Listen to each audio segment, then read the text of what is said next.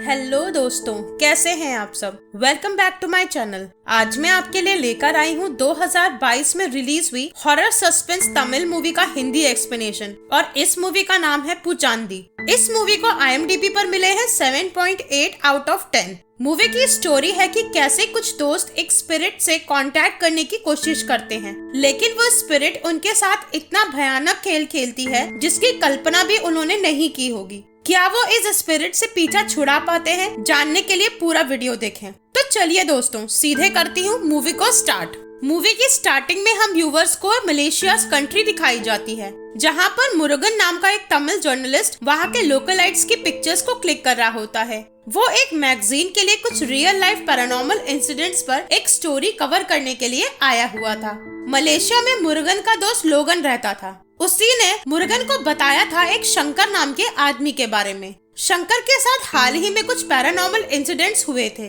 मुरुगन शंकर से मिलने का तुरंत फैसला लेता है और उससे मिलने के लिए निकल पड़ता है। अब मुरुगन शंकर के पास आता है, मगर वो देखता है कि मुरुगन अपने घर में रहने के बजाय घर से थोड़ी दूर एक स्टोर रूम में अपने दोस्त अम्बू के साथ रह रहा है, क्योंकि उस घर में उसके साथ वो पैरानॉर्मल इंसिडेंट हुआ था, जिसकी वजह से वो इस कदर डर गया था कि उसने अपना घर छोड़ दिया था। मुरुगन जैसे ही स्टोर रूम के अंदर आता है तो वो देखता है कि वो स्टोर रूम बहुत सी पुरानी एंटीक सामानों से भरा पड़ा है। एक्चुअली में अम्बू को एंटीक सामान खरीदने और बेचने का बहुत शौक था। अब मुरुगन शंकर से कहता है कि आप अपने साथ हुए हॉरर इंसिडेंट्स को मुझे बताओ, मैं उसको रिकॉर्ड करूंगा। अब शंकर मुरुगन को अपनी स्टोरी बताना शुरू करता है और हम व्यूवर्स को 6 महीने फ्लैशबैक का सीन दिखाया जाता है। वो बताता है कि 6 महीने पहले मैं, अम्बू और गुरु हम तीनों इसी बंगलो में रहते थे। एक दिन ऐसे ही अम्बू के कलेक्ट किए हुए सामानों में से हम लोगों ने ओइजा बोर्ड निकालकर आत्मा को बुलाने की कोशिश करी, लेकिन हमें उस गेम को चलाने के लिए एक कॉइन की जरूरत थी और हम एक कॉइन लाए और उससे खेलने लग गए। थोड़ी देर के बाद उनका कॉइन अपनी जगह से खिसकने लग गया। ये लोग उस आत्मा से उसका नाम पूछते हैं तो वो आत्मा अपना नाम कैनेडी बताने लगती है। तभी गुरु उस आत्मा से अपने परदादा का नाम पूछता है। अब वो आत्मा जो नाम बताती है वो गलत होता है। अब गुरु अम्बू और शंकर से कहता है कि यहाँ पर कोई आत्मा वात्मा नहीं है, मैं ही इस कॉइन को हिला रहा था। शंकर ये बात सुन के गुस्सा हो जाता है और वो गुरु को गेम से आउट कर देता है। अब वो अम्बू से बहुत पुराना और एंटीक कॉइन लाने को बोलता है। अम्बू अब एक बहुत पुराना कॉइन ले आता है और इस गेम को यह लोग दोबारा से कंटिन्यू करते हैं। कुछ देर के बाद कॉइन सच में हिलने लग जाता है। अम्बू शंकर समझ जाते हैं कि उनके आसपास सच में कोई आत्मा है। अब वो लोग आत्मा से जो भी सवाल पूछते हैं वो उसका बिल्कुल सही जवाब देने लगती है। यहाँ तक कि वो शंकर के परदादा का नाम भी बिल्कुल सही बताती है। वो आत्मा अपना नाम मल्लिका बताती है और ये भी बताती है कि उसकी हत्या हुई थी और उसको डुबा के मारा गया था। वो एक स्टूडेंट थी और उसकी एज 23 साल है। वो EVM यूनिवर्सिटी की स्टूडेंट थी। उसकी हत्या 2010 में हो गई थी और वो अपनी मौत का बदला लेने आई है। गुरु को अभी भी विश्वास नहीं हो रहा था कि वो लोग एक आत्मा से बात कर रहे हैं, तो वो शंकर को कहता है कि मल्लिका से कुछ ऐसा पूछो जो हम तीनों को नहीं पता है। तब वो आत्मा कहती है कि क्या वो ये बताए कि इस घर में गुरु एक लड़की को लेकर आया था और उसने उस लड़की के साथ क्या किया। गुरु एकदम शॉक्ड हो जाता है और ये सुनकर गेम को स्टॉप करने लगता है। गुरु सच में उस घर में एक लड़की को लेकर आया था जो कि अम्बू और शंकर को नहीं पता था। अब ये लोग उस गेम को उस समय स्टॉप कर देते हैं। रात को अम्बू बहुत डर रहा होता है क्योंकि उसे लग रहा था कि उसने गेम को बीच में छोड़ दिया है और इसकी वजह से कुछ उनके साथ अनहोनी ना घट जाए। आधी रात को शंकर को दूसरे कमरे से आवाज आती है। जब वो वहाँ जाकर देखता है तो वहाँ पर एक लड़की होती है और वो लड़की उसे सिड्यूस करने लगती है। अगले दिन हम व्यूवर्स को शंकर और अम्बू को मार्केट में दिखाया जाता है। अम्बू पुराने एंटीक चीजों को बेचता और खरीदता था। अम्बू के पास बेचने और खरीदने वाले लोगों के डिटेल होती थी। वो हमेशा सबके एड्रेस नोट करवा के रखता था। उधर घर में गुरु उस आत्मा के द्वारा अपने बारे में बताई हुई डिटेल को नेट पे सर्च करने लगता है और वो देखता है कि वाकई में वो आत्मा का नाम मल्लिका है और उसने जो भी बातें बोली हैं वो सच है। वो तुरंत मल्लिका की फोटो और उसकी कुछ इन्फॉर्मेशन को डाउनलोड करके प्रिंट आउट निकाल कर ले आता है। शंकर को पैसे की बहुत तंगी थी, इसलिए वो अक्सर लॉटरी के टिकट्स को खरीदा करता था। अब शाम होती है और ये लोग कॉइन लेकर ओइजा बोर्ड लेके गेम खेलने लग जाते हैं। मल्लिका की आत्मा कहती है कि गुरु जो भी फोटो डाउनलोड करके लाया है वो उसी की है। शंकर अब मल्लिका से बड़े अमाउंट वाले लॉटरी टिकट के बारे में पूछने लगता है। तो मल्लिका कहती है कि वो एक शर्त पे बताएगी, तुम मुझे एक आदमी का शरीर ला कर दो। शंकर उसको हाँ बोल देता है, मगर गुरु को ये बात सही नहीं लगती। वो गुस्सा होकर गेम को बंद करवा देता है और वहाँ से चला जाता है। अब नेक्स्ट ही गुरु शंकर का कॉल पिक नहीं कर रहा होता। शंकर गुरु को दोबारा फोन करता है, लेकिन वो फिर भी फोन नहीं उठाता। तो वो उसे ढूंढता हुआ बार में पहुँच जाता है और पूछता है कि तुम मेरा फोन क्यों नहीं पिक कर रहे। गुरु जो बात बताता है वो सुन के शंकर के होश उड़ जाते हैं। वो ये बताता है कि कल रात को उसे सपने में मल्लिका का भूत आया और उसने उसका गला दबा के मारने की कोशिश करी। पहले तो मुझे ये लगा कि मैं सपना देख रहा हूँ, मगर जब मैंने अपने हाथों को देखा तो मेरे हाथों में मल्लिका के बाल थे, यानी कि वो सच में मुझे मारने आई थी। अब ये दोनों बहुत गुस्सा हो जाते हैं और शाम को ये तीनों फिर से ओइजा बोर्ड लेकर बैठते हैं ताकि वो मल्लिका के भूत से पूछ सकें कि उसने गुरु को क्यों मारना चाहा। मल्लिका की आत्मा बार बार 2 टांगों वाला इंसान मांग रही थी और किसी भी बात का जवाब नहीं दे रही थी। गुरु अब बहुत बुरी तरह इरिटेट हो जाता है। वो ओइजा बोर्ड और सिक्के को विंडो से बाहर फेंक देता है। वो लोग सोने चले जाते हैं। अब आधी रात को जब शंकर वॉशरूम में आता है तो उसको गुरु वहाँ मरा हुआ मिलता है और गुरु की डेड बॉडी के बगल में वो सिक्का पड़ा था। शंकर अम्बू को समझ में आ जाता है कि मल्लिका की आत्मा ने गुरु को मार डाला और अब वो शायद उनको भी मार डालेगी, इसलिए ये लोग डर कर स्टोर रूम में रहने चले जाते हैं। पूरी स्टोरी सुनने के बाद मुरुगन शंकर से उस कॉइन को ढूंढने के लिए बोलता है। शंकर और मुरुगन रात को उस बंगलो में जाते हैं। मुरुगन बाथरूम में जाकर वो कॉइन निकाल कर ले आता है और मल्लिका की डाउनलोड फोटो जो पड़ी थी उसको भी ले लेता है। शंकर अम्बू के रिकॉर्ड से उस बंदे को ढूंढता है जिसने वो कॉइन अम्बू को बेचा था। अब एक फाइल में कॉइन की डिटेल मिल जाती है और कॉइन बेचने वाला कोई और नहीं बल्कि मल्लिका का बॉयफ्रेंड दीपक होता है। मुरुगन अम्बू से और शंकर से कहता है कि इस कॉइन का मल्लिका की मौत और गुरु की मौत से जरूर कुछ न कुछ लिंक है और वो क्या है इसका हमें पता लगाना चाहिए। अब नेक्स्ट डे ये तीनों दीपक से मिलने के लिए मदुरई निकल पड़ते हैं और मुरुगन अपने फादर को उस कॉइन की पिक भेजकर उसके बारे में इंफॉर्मेशन कलेक्ट करने को बोलता है। ये तीनों अब दीपक के घर आ जाते हैं और यहाँ पर इनको जो पता चलता है उसकी कल्पना इन्होंने कभी की ही नहीं थी।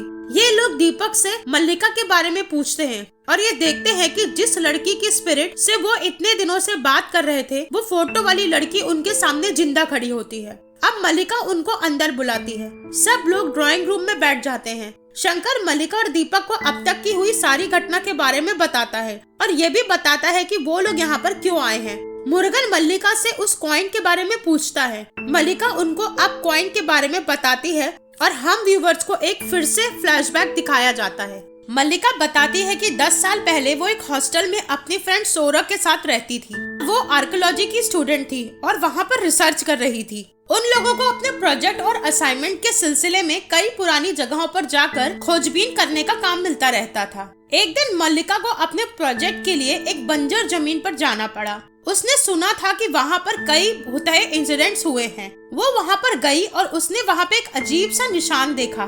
थोड़ी देर वहाँ खोदने के बाद उसको एक कॉइन मिला जिसे लेकर वो वापस आ गई। मल्लिका आगे बताती है कि वो आई और उसने उसको एक कबर्ड में रख दिया। अब आधी रात को उसे ऐसा लगा कि कोई उसके रूम में है। मल्लिका को धीरे धीरे कुछ अजीब सा एहसास होने लगा था, यहाँ तक कि उसके गर्दन पे, चेहरे पे काले निशान भी आने लगे थे। वो काफी डर गई थी। एक काला साया हमेशा उसका पीछा किया करता था। एक रात वो अपनी सहेली के साथ मार्केट गई। वहाँ पर एक बाबा ने मल्लिका को अपने पास बुलाया और उसको कहा कि तुम्हारी जान को खतरा है, एक काला साया तुम्हारा पीछा कर रहा है। मल्लिका उस वक्त वहाँ से डर के चली जाती है। उसी रात उसके साथ इतनी भयानक घटना होती है जिसकी कल्पना खुद उसने भी नहीं की थी।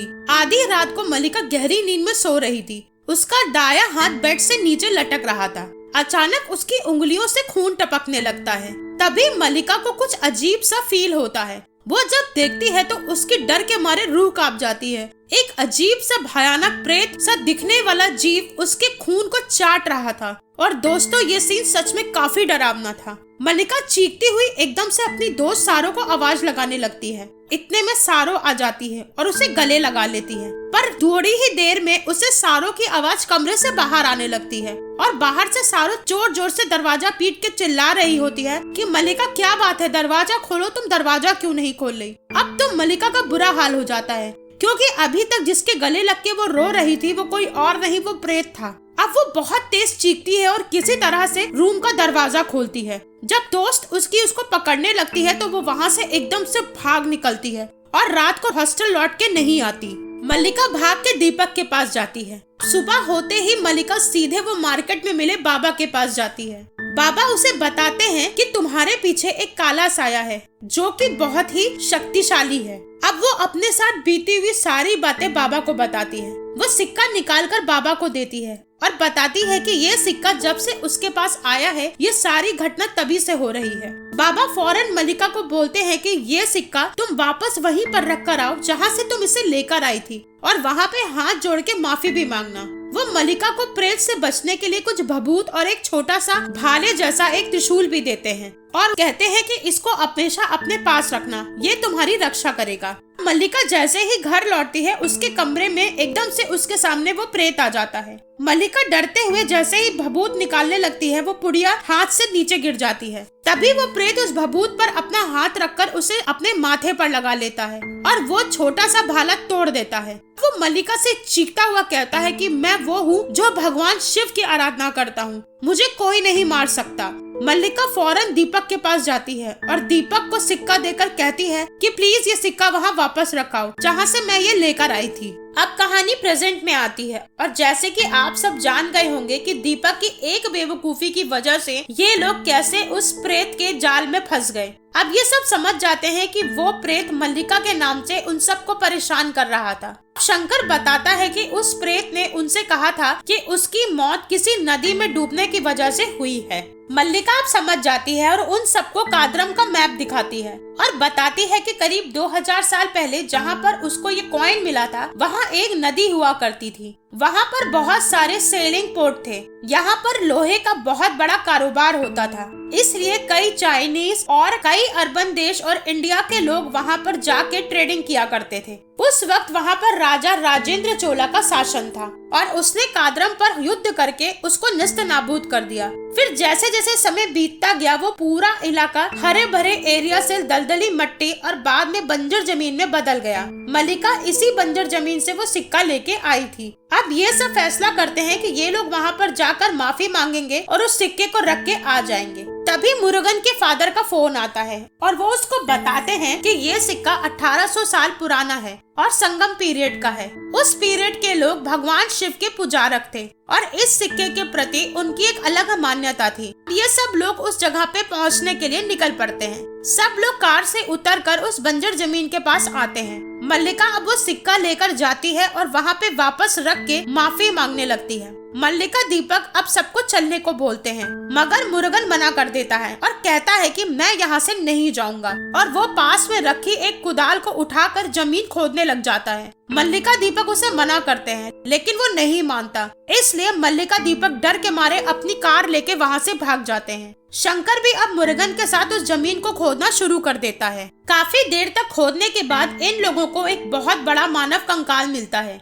जिसको लोहे की सकड़ी से बांधा गया था। बहुत तेज बारिश होने लगती है और बहुत तेज बिजली भी कड़कने लगती है। अब यहाँ पर एक जोरदार ट्विस्ट देखने को मिलता है। जब मुरुगन और शंकर आपस में बात कर रहे होते हैं तो मौका देखते ही अम्बू कुदाल को उठाकर शंकर पर हमला करने वाला होता है, लेकिन तभी मुरुगन अचानक से पीछे पलटकर देख लेता है और अम्बू को व्हील चेयर से नीचे खींच लेता है और अब अम्बू भी शंकर मुरुगन के साथ उस गड्ढे में आ जाता है। शंकर शॉक्ड हो जाता है और अम्बू से पूछता है कि तुमने ऐसा क्यों किया। वो कहता है कि सच बताओ नहीं तो तुमको मार डालूंगा। अब तो जो राज खुलता है उससे शंकर और मुरुगन के पैरों तली जमीन खसक जाती है। अम्बू बताता है कि जिस दिन शंकर गुरु से मिलने बार में गया था, अम्बू ने चुपके से ओइजा बोर्ड को खोल के उस प्रेत से बात करने की कोशिश की थी। जैसे शंकर उस स्पिरिट से बात करना चाहता था कि वो उसे लॉटरी का सही नंबर बता दे। सेफ अम्बू भी अपने पैरों पर खड़ा होना चाहता था।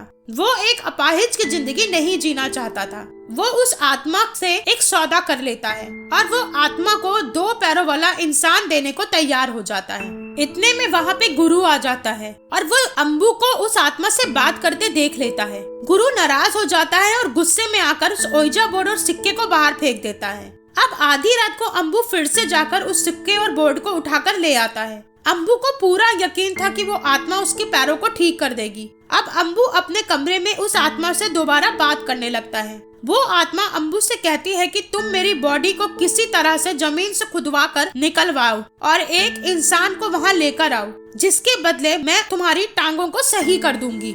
गुरु को अब अम्बू पे शक हो गया था।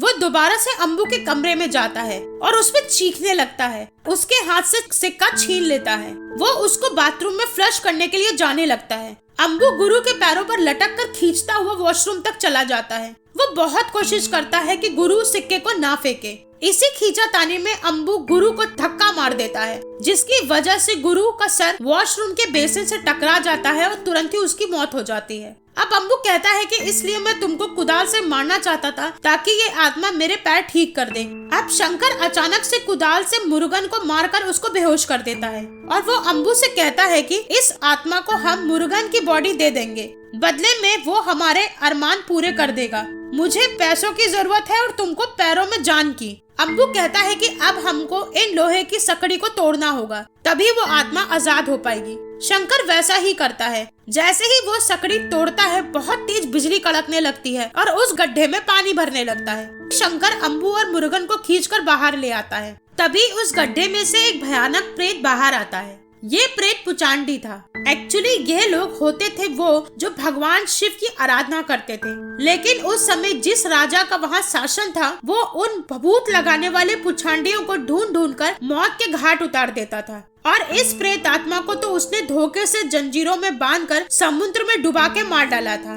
ये आत्मा तब से आजाद होने के लिए भटक रही थी और मानव शरीर इसलिए मांग रही थी ताकि वो उस मानव शरीर में प्रवेश करके धरती पर वापस आ सके। अब वो प्रेत मुरुगन के शरीर में प्रवेश कर जाता है और उसको पजेस कर लेता है और मुरुगन का रूप ले लेता है। ये सब शंकर और अम्बू अपनी आंखों से देखते हैं। फिर वो आत्मा शंकर के पास आती है और उसको बोलती है कि जा, तेरी इच्छा पूरी होगी, और अम्बू के पैरों पर हाथ फेरते हुए बोलता है कि तू आज से चल पाएगा। अब मूवी के एंड सीन में हमको मुरुगन फ्लाइट में बैठा हुआ दिखाया जाता है। उसके हाथ में वो कॉइन होता है। तो दोस्तों, ये थी पुचांडी मूवी की कहानी। आपको मेरा एक्सप्लेनेशन कैसा लगा हमें कमेंट बॉक्स में जरूर बताइएगा। मेरे चैनल को लाइक और सब्सक्राइब जरूर करिएगा। तब तक के लिए goodbye and thank you.